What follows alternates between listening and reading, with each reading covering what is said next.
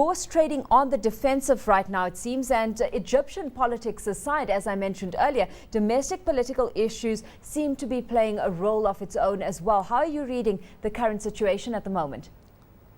Absolutely, I agree. I think, Egypt took a lot of foreign investors to the sidelines, and on top of that, that was compounded with elevated levels of domestic political noise around the president's appointment of the Chief Justice, Attorney General, and 2 other appointees.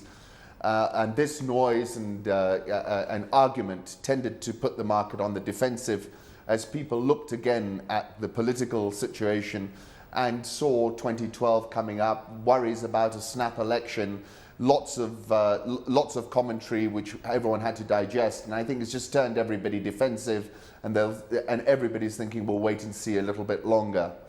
Of course, we've got the market also anticipating a slew of full-year earnings releases. What are your broad expectations on that front? Because one would assume that we've had at least that acting as some counteracting force to the political noise. Absolutely. I think, 2010 in most cases, and the banks are probably going to exhibit the highest correlation to GDP. I think 2010 was a good year with some exceptions, so I'm expecting a good result, a good earnings releases, and I think that will take us back a little bit higher, back to the top of the range that we've seen. But nevertheless, we had some very good headwinds which were unraveled in the last 2 weeks, and I think it's put everybody on notice. These results I expect to be strong, particularly from the banking sector. So looking at who's playing in this market, in this context, are locals coming in more so taking advantage of the possible opportunities as foreign investors, for the most part, get deterred by the noise, and not only the noise in Kenya, but on a regional basis? Yes, I think, what I've noticed is a lot of foreign investors are Africa-centric. They're not specifically looking at Kenya by itself, they're looking at the whole continent. And Egypt, which I think is going to bounce very hard the day it reopens, by the way. I think Egypt put everybody on their uppers. They got a little bit nervous, transfixed by those events, and got sidelined in places like Kenya as well. The local investors have so far not really stepped up to the plate across the board. You can see them stepping up in certain counters. There are some local favorites like Co-op Bank, which is very much a domestically driven share, and a number of others.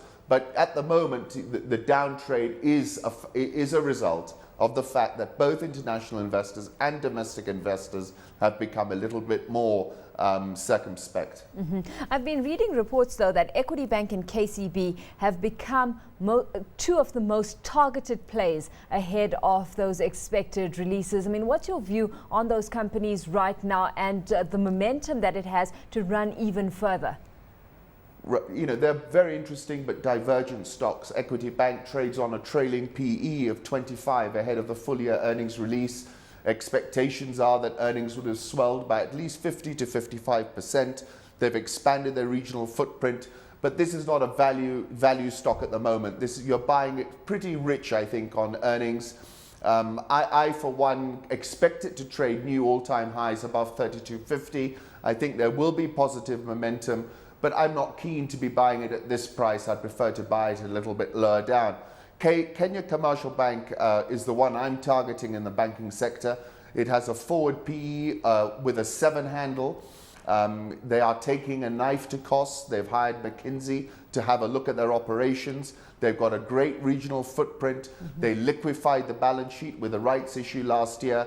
And I just think at a PE of less than 8, it looks very anomalous. And I think a re-rating is overdue. The catalyst for that will be the release of the full year earnings. But both stocks look well underpinned now. When it comes to foreigners, it seems that, as I was saying earlier, East African Breweries is still getting a fair share of attention. What's your view on that stock? It's sitting at around about that 190 shilling mark at this stage. It's been an incredible roller coaster ride. High beta for what is one of the biggest capitalization stocks.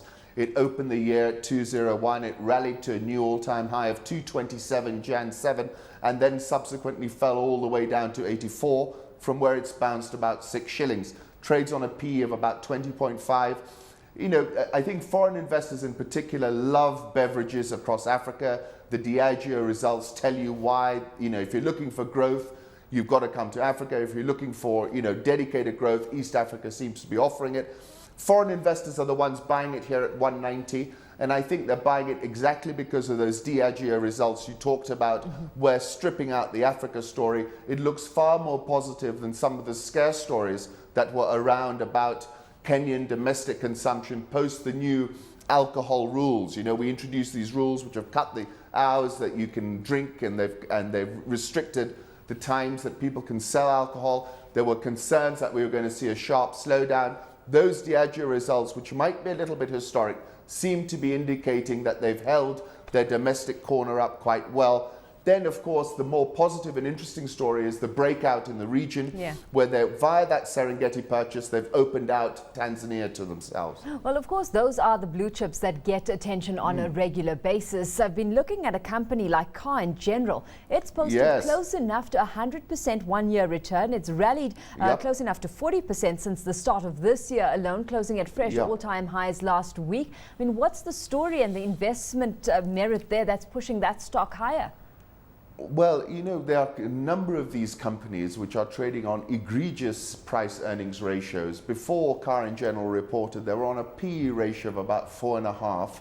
They reported full-year results which are up just under 30%. They are really well managed. Mr. Gidumal is very, very tight. He's a little bit like Pradeep. They're going to be able to execute. There will be no margin for error. Whereas in other companies, we see incredible margins of error.